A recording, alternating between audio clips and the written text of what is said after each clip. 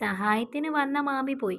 2 ദിവസത്തിന് ശേഷം വൈകിട്ട് ഹരിയേട്ടനും അച്ഛനും അമ്മയും കൂടി വരാന്തയിലിരിക്കുമ്പോൾ ഞാൻ അങ്ങോട്ടേക്ക് ചെന്നു. പറയാനുള്ളത് എന്തായാലും അമ്മായിയുടെ മുൻപിൽ വെച്ച് തന്നെ പറയുമെന്ന് തീരുമാനിച്ചു. ഇനി എനിക്ക് അഡ്ജസ്റ്റ് ചെയ്യാൻ ബുദ്ധിമുട്ടുണ്ട് ഹരിയേട്ട. അല്പം ഉറക്കെ തന്നെയാണ് പറഞ്ഞത്. അച്ഛനും ഹരിയേട്ടനും തല ഉയർത്തി എന്നെ നോക്കി. അമ്മായി അപ്പോഴും നോട്ടം ന്യൂസ് പേപ്പറിൽ തന്നെ. ഇതൊന്നും എന്നെ ബാധിക്കുന്നതേ ഇല്ലെന്നൊരു ഭാവം. ഞാൻ തുടർന്നു. അമ്മ പറയുന്നത് പോലെ സിസേറിയൻ അത്ര സുഖമുള്ള പരിപാടിയൊന്നുമല്ല. അതിൻ്റെ ബുദ്ധിമുട്ടുകൾ എനിക്കിപ്പോഴും മാറിയിട്ടുമില്ല. എന്നിട്ട് ഇതൊക്കെ ചെയ്യുന്നത് ഞാൻ മേലനങ്ങാതെയാണ് ആഹാരം കഴിക്കുന്നതെന്നുള്ള പറച്ചിൽ കൂടാതിരിക്കാനാ. ഉണ്ണിയുടെ വാശി ഹരിയേട്ടന് അറിയാലോ. രാത്രി എത്ര വട്ടമാണ് അവൻ പാല് കുടിക്കാൻ ഉണരുന്നത്.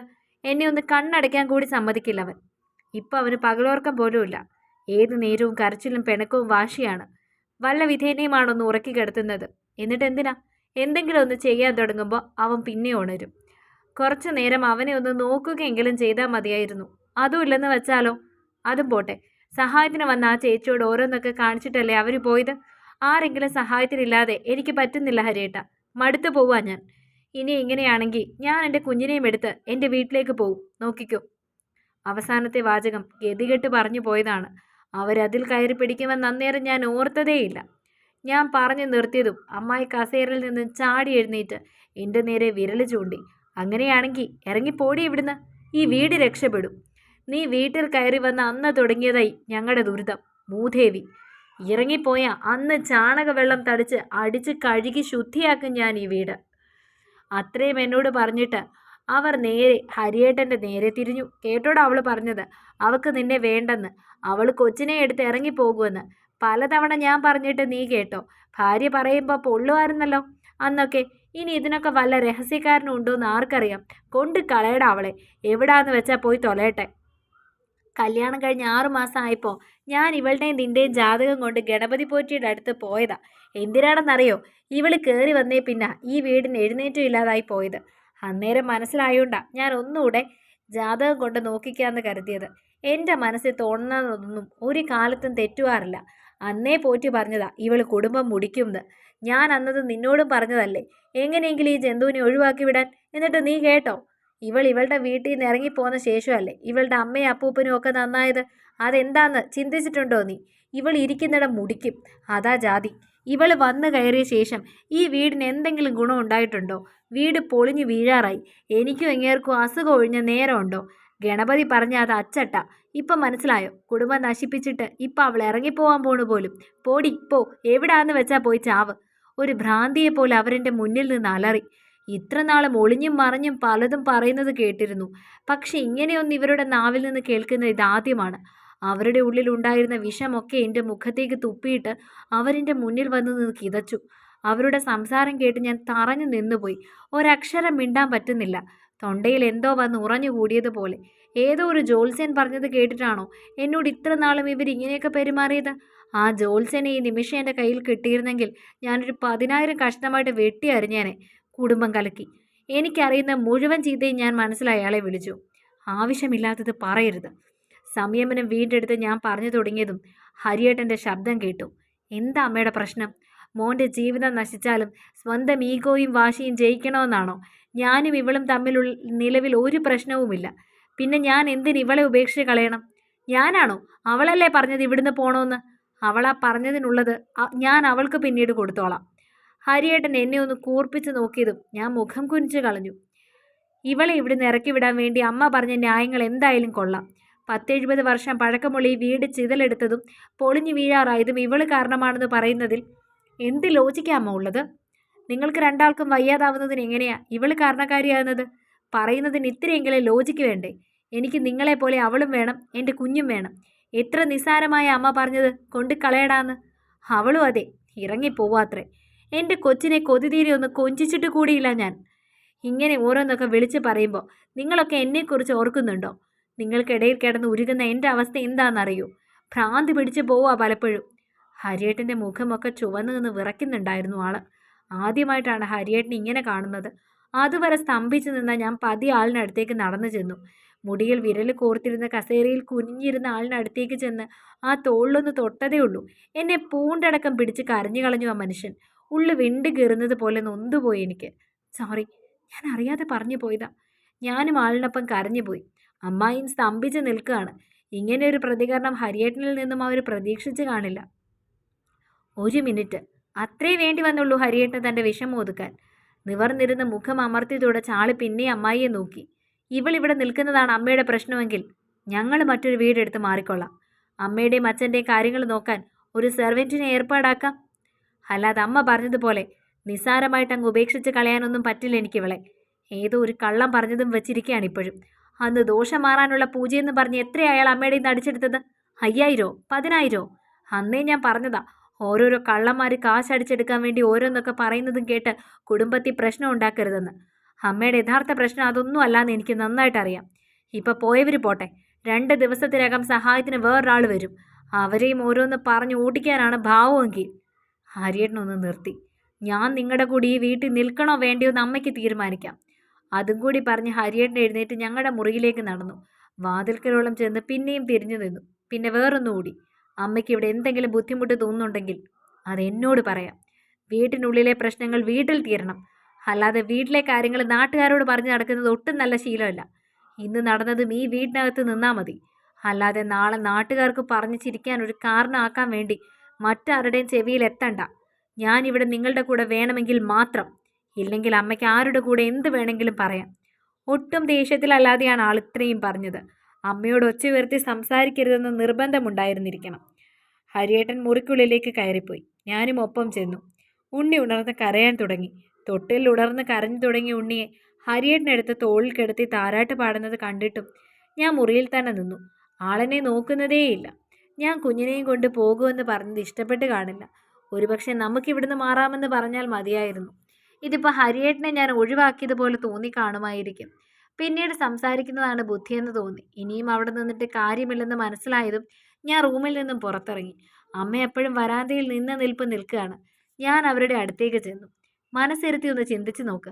ഈ വീട്ടിൽ പ്രശ്നങ്ങൾ ഉണ്ടാക്കുന്നത് ഞാനാണോ അതോ അമ്മയാണോ എന്ന്. ഓരോ ഈഗോയും വെച്ച് മോൻ്റെ ജീവിതം ഇല്ലാതാക്കാൻ നോക്കുന്നത് ആരാണ്? അമ്മയുടെ അധികാര പരിധിയിൽ കൈ നടത്താൻ ഞാൻ വരികയൊന്നുമില്ല എന്ന് കരുതി ഒരു അടിമയെപ്പോലെ കഴിയാനും എനിക്ക് പറ്റില്ല. മകളായി കാണണ്ട, മരുമകളായും കാണണ്ട. ഇനിയെങ്കിലും ഒരു മനുഷ്യനായി കണ്ടാൽ മതി. പിന്നെ എനിക്ക് വേറെ ആരോടോ എന്തോ ഉണ്ടെന്ന് പറഞ്ഞില്ലേ? വേറെ എന്ത് മറന്നാലും അത് ഞാൻ ഒരിക്കലും മറക്കില്ല, ഒരിക്കലും. തിരിഞ്ഞടുക്കളയിലേക്ക് നടക്കുമ്പോൾ അമ്മായിൽ നിന്നൊരു കരച്ചിൽ ഉയർന്നിരുന്നു. അതൊരിക്കലും ഞാൻ പറഞ്ഞത് കേട്ടിട്ടില്ലെന്ന് എനിക്ക് പകല് പോലെ വ്യക്തമാണ്. ഹരിയേട്ടനെ അവരുടേത് മാത്രമായി പിടിച്ചു നിർത്താനായി കാട്ടിക്കൂട്ടിയതൊക്കെയും ഇവിടുന്ന് മാറി താമസിക്കുന്നതിനെക്കുറിച്ച് ചിന്തിക്കാനാണല്ലോ കാരണമായതെന്ന് ഓർത്തിട്ടാവണം. ആവണമെന്നല്ല, ആണ്. ഞാനൊരു കാര്യം പറഞ്ഞാൽ നിങ്ങൾ വിശ്വസിക്കുമോ? ഒരല്പം അവിശ്വസനീയമായ കാര്യമാണ്, എന്നാലും പറയാതെ വയ്യ. ഹരിയേട്ടൻ്റെ ഞാൻ നിങ്ങളുടെ കൂടെ നിൽക്കണോ വേണ്ടയോ എന്ന് അമ്മ തീരുമാനിക്കുക എന്ന ഒരൊറ്റ ഡയലോഗിൽ എൻ്റെ അമ്മായി നന്നായിപ്പോയിന്ന് ഞാൻ പറഞ്ഞതിൽ ഒരല്പം ഊന്നൽ കൊടുത്തായി തോന്നിയോ? മനഃപൂർവ്വം തന്നെയാ. ആ നന്നാവൽ എത്രത്തോളമാണെന്ന് നമുക്ക് വഴിയെ കണ്ടറിയേണ്ടതുണ്ടല്ലോ. ഇന്ന് എൻ്റെ ഉണ്ണിയുടെ 5ാം പിറന്നാളാണ്. ഞായറാഴ്ച ആയതുകൊണ്ട് ആഘോഷിക്കാൻ തന്നെയാണ് തീരുമാനം. എനിക്കും ഹരിയേട്ടനും ഉണ്ണിക്കും അവധിയാണല്ലോ. ഞാൻ കാർമൽ സ്കൂളിലെ അധ്യാപികയാണിപ്പോൾ. കഷ്ടിച്ച് 1 വർഷം ആകുന്നേ ഉള്ളൂ കയറിയിട്ട്. ഗവൺമെൻറ് ജോലിക്ക് വേണ്ടി കാര്യമായി തന്നെ ശ്രമിക്കുന്നുണ്ട്. ഉണ്ണി UKGയിലാണ്. അവൻ സ്കൂളിൽ പോയി തുടങ്ങിയ ശേഷമാണ് ഞാനൊരു ജോലിക്ക് ശ്രമിച്ചത്. അതിന് കാരണവും അമ്മായി തന്നെയാണ്. അക്കാര്യം വഴിയെ പറയാമേ. വീട്ടിൽ നിന്നും അച്ഛനും അമ്മയും വരും. പിന്നെ മീനുവും കണ്ണേട്ടനും അവരുടെ കുഞ്ഞും. 3 വയസ്സുകാരി കല്യാണി. കാണാൻ കണ്ണേട്ടനെ പോലെ ആണെങ്കിലും സ്വഭാവം മീനുവിൻ്റെയാ. എന്തൊരു കുറുമ്പിയാണെന്നോ. മധുവിൻ്റെ കല്യാണം കഴിഞ്ഞിട്ടിപ്പോൾ 2 ആഴ്ചയാകുന്നു. അവൻ പോലീസിലാണ്, SI. വല്ലാത്ത പവറാണിപ്പോൾ ചെക്കന്. സായുജ്യ, അതാണ് അവൻ്റെ പെണ്ണിൻ്റെ പേര്. ആൾ യൂണിവേഴ്സിറ്റി അസിസ്റ്റൻ്റ് ആണ്. ഇവിടെ പാളയത്ത് യൂണിവേഴ്സിറ്റി ഓഫീസിൽ തന്നെ. അവരെയും വിളിച്ചിട്ടുണ്ട്. അവൻ്റെ വിരുന്നോണും ഉണ്ണിയുടെ പിറന്നാളും കൂടി ഒന്നിച്ചാവട്ടെ എന്ന് കരുതി. എനിക്കും പണി കുറഞ്ഞു കിട്ടും. അവർക്കൊപ്പം മാമിയും മാമനും വരും. പിന്നെ ബീന ചേച്ചിയും പൊന്നുവും കണ്ണനും കുഞ്ഞമ്മയും അമ്മുവും. ഇത്രയും പേരേ ഉണ്ടാവും. ഉണ്ണിയെ വിളിച്ചുണർത്തിയ കൂട്ടത്തിൽ അപ്പോഴും ഉറങ്ങിക്കിടക്കുന്ന ഹരിയേട്ടൻ്റെ പുറത്തിട്ടൊരു തല്ലും കൊടുത്തു. മണി 7 കിടന്നുറങ്ങുന്നത് നോക്ക്. എഴുന്നേൽക്കങ്ങോട്ട്. അമ്പലത്തിൽ പോണ്ടേ? കമിഴ്ന്ന് കിടന്ന ആളൊന്നും മുഖം ഉയർത്തി നോക്കിയിട്ട് പിന്നെയും അതേ കിടപ്പാണ്. ഞാൻ നടുമ്പുറത്തിട്ട് ഒരു കുഞ്ഞടി കൂടി കൊടുത്തു. ഈ ഒരു കാര്യത്തിലാണ് എനിക്ക് ഹരിയേട്ടനോട് ദേഷ്യം. അടുക്കളയിൽ കയറി എന്നെ ഒന്ന് സഹായിക്കാൻ ഇപ്പോഴും വല്ലാത്ത മടിയാണ് ആളിന്. വല്ലപ്പോഴും മാത്രമുള്ള പാത്രം കഴുകലിലോ തേങ്ങാ ചിരകലിലോ ആളുടെ സഹായം അവസാനിക്കും. ചില ശീലങ്ങളൊക്കെ മരിക്കോളം മാറില്ലെന്ന് കേട്ടിട്ടില്ലേ? ആണുങ്ങൾ അടുക്കളയിൽ കയറുന്നത് എന്തോ വലിയ പാതകമാണെന്നാണ് അമ്മ പഠിപ്പിച്ചിരിക്കുന്നത്. ആ ചിന്ത മാറിയാലും ശീലിച്ചത് മാറണമെന്നില്ലല്ലോ. Happy birthday ഉണ്ണിക്കുട്ടൂസാ. കണ്ണു തിരുമ്മി കോട്ടുവാക്കിയിട്ട് പയ്യെ ഉണർന്നു വന്ന ഉണ്ണിയുടെ 2 കവിളിലും മാറി മാറി ഉമ്മ കൊടുത്തു പറഞ്ഞതും അവൻ ഹാപ്പി. ഒരു കള്ളച്ചിരിയോടെ എൻ്റെ കഴുത്തിലൂടെ കുഞ്ഞി കൈയിട്ട് ചുറ്റിപ്പിടിച്ച് എനിക്കും കിട്ടി കവിളിൽ ഒരു ചക്കരയുമ്മ. അത് കണ്ടിട്ട് അസൂയ മൂത്താണോ എന്തോ ഹരിയേട്ടന് ഉണർന്ന് എണ്ണീറ്റു. അവിടുന്നും കിട്ടി ഉണ്ണിക്കൊരു ഹാപ്പി ബർത്ത്ഡേ. അവരൊക്കെ എപ്പോൾ വരൂടി? കൈ ഉയർത്തി കോട്ടുമായിട്ട് ബെഡിൽ ചാരി ഇരുന്നുകൊണ്ട് ഹരിയേട്ടൻ ചോദിച്ചു. അമ്മ രാവിലെ വരാന്നാ പറഞ്ഞത്. സുമചേച്ചി വന്നാലും ഇന്നിപ്പോൾ അമ്മ അവരെ എനിക്കെന്തെങ്കിലും സഹായം ചെയ്യാൻ കൂടെ സമ്മതിക്കുമെന്ന് തോന്നുന്നില്ല. നോക്കിക്കോ, ഇന്നമ്മയ്ക്ക് സുമചേച്ചിയെ കൊണ്ട് വല്ലാത്ത ആവശ്യങ്ങളുണ്ടാവില്ല. എല്ലാവരെയും വിളിച്ചിട്ടില്ലേ? ഫുഡൊക്കെ ഉണ്ടാക്കണ്ടേ? എന്നെ കൊണ്ട് ഒറ്റയ്ക്ക് പറ്റുമോ? അതുകൊണ്ട് ഞാൻ അമ്മയോട് നേരത്തെ വരാൻ പറഞ്ഞു. അതാ നല്ലത്. അമ്മ എണ്ണീറ്റില്ലേ? ഇല്ല, ഞാൻ വിളിച്ചില്ല. ഇവനെ പല്ല് തേപ്പിച്ച് കുളിപ്പിച്ച് ഒരുക്കി നിർത്തിയിട്ട് വിളിക്കാമെന്ന് കരുതി. അതിനു മുന്നേ എണ്ണീക്കാതിരുന്നാൽ മതിയായിരുന്നു. ഞാൻ ഉണ്ണിയെ കട്ടിലിൽ നിന്നും പൊക്കിയെടുത്ത് എൻ്റെ ഒക്കത്തിരുത്തി. രാവിലെ ഇതാണ് അവൻ്റെ ശീലം. എടുത്ത് ബാത്റൂമിൽ കൊണ്ട് നിർത്തിയാൽ പിന്നെ പല്ല് തേക്കാനും കുളിക്കാനും ഒക്കെ വലിയ ഉത്സാഹമാണ്. അച്ഛനോ? കട്ടിൽ നിന്ന് നിരങ്ങി താഴെ ഇറങ്ങി തോർത്തെടുത്ത തോളിലിട്ടുകൊണ്ട് ഹരിയേട്ടൻ എന്നെ നോക്കി. അച്ഛൻ കാലത്തെ കുളിച്ച് അമ്പലത്തിൽ പോയി. നേരം വെളുക്കും മുന്നേ ചീത്ത കേട്ടാൽ ദഹിക്കുമോ ഭാവത്തിന്? അമ്മയെ നല്ല പേടിയുണ്ടേ. ചിരിയോട് ഞാൻ പറഞ്ഞത് കേട്ട് ഹരിയേട്ടൻ ഒരു നെടുവീർപ്പോടെ തലയാട്ടി. ഞാൻ പുറത്തെ ബാത്റൂമിൽ നിന്ന് കുളിപ്പിക്കാം. നീ അവനെ കുളിപ്പിക്കുക. അവന് പാലും കൊടുത്ത് ഒരുക്കി നിർത്തിയിട്ട് അമ്മയെ വിളിച്ചാൽ മതി. ആ ചേച്ചി വരുമ്പോൾ നമുക്ക് ഇറങ്ങാം. ഉണ്ണിക്ക് വേണേൽ വല്ലതും കഴിക്കാൻ കൂടി കൊടുത്തേക്ക്. സമ്മതഭാവത്തിൽ ഞാൻ തലയാട്ടി. നമുക്ക് കാപ്പി വന്നിട്ട് കഴിച്ചാൽ പോരെ? എൻ്റെ ചോദ്യത്തിന് ഒന്ന് മൂളിക്കൊണ്ട് കബോർഡ് തുറന്നൊരു ലുങ്കി കൂടി എടുത്ത് തോളിലേക്ക് ഇട്ടുകൊണ്ട് ഹരിയേട്ടൻ പുറത്തേക്ക് ഇറങ്ങിപ്പോയി. ഞാൻ ഉണ്ണിയം എടുത്തുകൊണ്ട് ബാത്റൂമിലേക്ക്. അയ്യോ, എനിക്ക് ദാഹിക്കുന്നേ. തുള്ളി പച്ചവെള്ളം തരാൻ ആരും ഇല്ലാതെ പോയല്ലോ. ഉണ്ണിയെ കുളിപ്പിച്ച് കയറ്റിയപ്പോഴേ അമ്മയുടെ റൂമിൽ നിന്ന് ഉറക്കെയുള്ള നിലവിളി കേട്ടു. അയ്യോ, അമ്മൂമ്മ എണ്ണീറ്റു. അമ്മ പോ, ഇല്ലേ അമ്മയെ ചീത്ത പറയും. കുഞ്ഞിന് പോലും അറിയാം അവൻ്റെ അമ്മൂമ്മയുടെ സ്വഭാവം. കുറച്ച് നാളായി അവനും കേൾക്കുന്നതല്ലേ. ചിലപ്പോൾ മുഴുത്ത ചീത്തകളാവും വിളിച്ചു പോകുന്നത്. അതൊക്കെ കേട്ട് എൻ്റെ കുഞ്ഞും അതേപോലെ പകർത്തുമോ എന്ന് പേടിയാണ് എനിക്ക്. കുഞ്ഞല്ലേ അവൻ. കാണുന്നതും കേൾക്കുന്നതും ഒക്കെ അതേപടി പകർത്താൻ ശ്രമിക്കുന്ന പ്രായം. ഞാനൊരു നെടുവീർപ്പോടെ ഉണ്ണിയുടെ തല തുവർത്തിയ നനഞ്ഞ തോർത്ത് സ്റ്റാൻഡിലിട്ട് വിരിച്ചു. അമ്മേ, പോയിട്ട് വരാം. മക്കളിവിടെ നല്ല കുട്ടിയായിട്ട് നിന്നോണം കേട്ടോ. അച്ഛൻ ഇപ്പോൾ വരും. അവൻ്റെ കവിളിലൊന്ന് തട്ടിപ്പറഞ്ഞതും ഉണ്ണി സമ്മതഭാവത്തിൽ തലയാട്ടി. ഈ തലയാട്ടലൊക്കെ വെറുതെയാണ്. തിരികെ വരുമ്പോൾ ഈ മുറി അവൻ തല കീഴായി വലിച്ചിട്ടുണ്ടാവും. എന്നാലും മുറി വിട്ട് പുറത്തിറങ്ങില്ല. അതാണ് ആശ്വാസം. അമ്മായിക്ക് ചായ എടുക്കാനായി അടുക്കളയിലേക്ക് നടക്കുന്നേരം ഞാൻ ഓർത്തത് മുഴുവൻ അവരെക്കുറിച്ച് തന്നെയായിരുന്നു. അന്നത്തെ ദിവസത്തിന് ശേഷം അമ്മായിക്കുണ്ടായ മാറ്റത്തെക്കുറിച്ച്, അമ്മായി നന്നായി പോയതിനെക്കുറിച്ച്. അന്നത്തെ സംഭവത്തിന് ശേഷം അമ്മായി പിന്നെയും പഴയ അമ്മായിയായി മാറിയിരുന്നു. പഴയ അമ്മായി എന്ന് പറഞ്ഞാൽ ഞാൻ കല്യാണം കഴിഞ്ഞ് വന്ന സമയത്തുള്ള അതെ അമ്മായി. ഉള്ളിൽ എന്താണെങ്കിലും പുറമേ സ്നേഹം വാരിക്കോരി തരുന്ന ആ പഴയ അമ്മായി. പിന്നീട് സഹായത്തിന് വന്ന ചേച്ചിയോടും അവർ അതേ സ്നേഹം കാണിച്ചു. എന്നോടും പഴയതുപോലെ സ്നേഹം ഭാവിച്ചു. ഞാൻ കേൾക്കാത്തപ്പോൾ മാത്രം എന്നെ കുറ്റം പറയുന്ന പരിപാടി നിർത്തിയിട്ടുണ്ടായിരുന്നില്ല. അച്ഛന് കേൾവിയൊക്കെ കുറഞ്ഞതുകൊണ്ട് അമ്മയുടെ പരദൂഷണ കമ്മിറ്റിയിലെ മെമ്പർ വല്യമ്മ മാത്രമായി ചുരുങ്ങി. ഇടയ്ക്കൊക്കെ വല്യമ്മയെ വിളിച്ച് എൻ്റെ കുറ്റങ്ങൾ പറയുമെന്നതൊഴിച്ചാൽ പ്രത്യക്ഷത്തിൽ വേറെ ശല്യമൊന്നുമില്ല. അതാവട്ടെ എനിക്കിത്ര വലിയ പ്രശ്നമായിട്ട് തോന്നുന്നും ഉണ്ടായിരുന്നില്ല. മുൻപ് വലിയൊരു പ്രശ്നമായി തോന്നിയിരുന്ന ഒരു കാര്യം പിന്നീട് ഒരു പ്രശ്നമേ അല്ലാതായി മാറുന്നത് എപ്പോഴാണെന്നറിയോ? അതിനേക്കാളും വലിയ പ്രശ്നങ്ങൾ മുന്നിലേക്ക് വരുമ്പോൾ. ആദ്യമൊക്കെ അമ്മായിയുടെ ഇത്തരം പരദൂഷണങ്ങൾ എനിക്ക് വലിയ മാനസിക ബുദ്ധിമുട്ടുകൾ ഉണ്ടാക്കി. അതാണല്ലോ ഞാൻ മുൻപത് റെക്കോർഡ് ചെയ്ത ഹരിയേട്ടനെ കേൾപ്പിക്കാൻ മുതിർന്നത്. എന്നാൽ പിന്നീട് ആദ്യം അവർ ഒളിച്ചു പറയുന്നതൊക്കെ നേരിട്ട് പറയാനും പ്രകടിപ്പിക്കാനും തുടങ്ങിയപ്പോൾ ആദ്യത്തെ അമ്മായി ആയിരുന്നു ഭേദമെന്ന് എനിക്ക് തന്നെ ഇപ്പോഴൊക്കെയോ തോന്നി തുടങ്ങിയിരുന്നു. അതുകൊണ്ടാവും അവർ ഒളിച്ചും പാത്തും പറയുന്നതൊക്കെ എനിക്ക് പിന്നീട് വിഷയമേ അല്ലാതായി മാറിയത്. നേരിട്ട് വഴക്കിന് വരുന്നില്ലല്ലോ, അത്രയും ആശ്വാസം എന്നൊരു തോന്നലുണ്ടായി. അവരുടെ ശീലങ്ങൾ പാടെ മാറിയിട്ടൊന്നുമില്ല. ഞാൻ തൊടുന്നതിനും പിടിക്കുന്നതിനും ഒക്കെ കുറ്റം.